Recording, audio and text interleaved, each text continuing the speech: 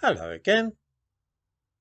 With every year which passes, the government in Britain seems to tighten its grip upon our children.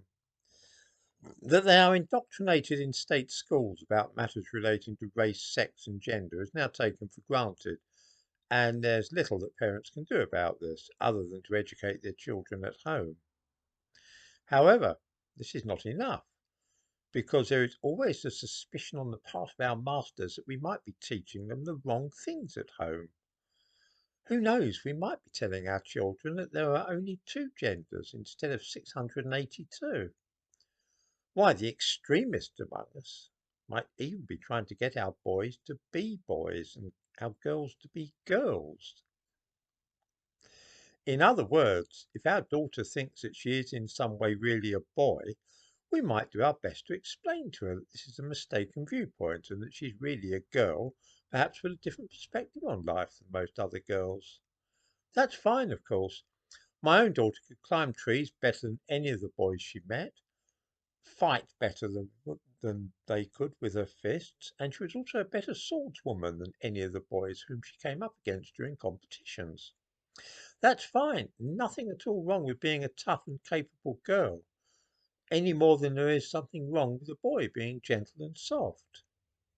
However, if a little girl starts believing that because she is so good at boy stuff that she must really be a boy, then it might be time to sit her down and explain that this isn't really the case.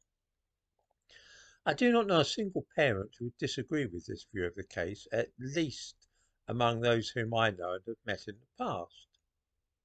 I wonder what viewers would say though if they realised that in a year or two this kind of friendly chat with your daughter or son will probably be a criminal offence.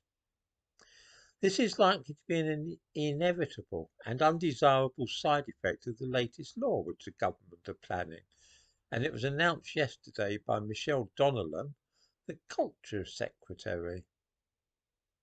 There have already been plans to make illegal the practice of gay conversion therapy, that is to say, trying to persuade gay people to be straight, and some of the people in government thought it would be a smart idea to include trans children in the new law.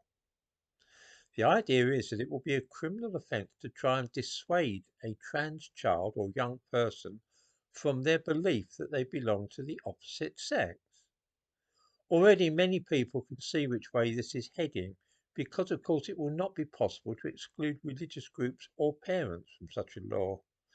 Most gay conversion therapy is undertaken by religious people, and if that is to be banned, then the same provisions will almost certainly apply to trans people too.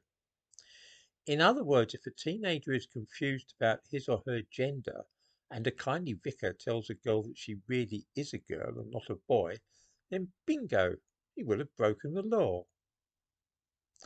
In the description to this video, I give a link to a BBC News item on this, which does not, however, explore the possible pitfalls of this idea in detail.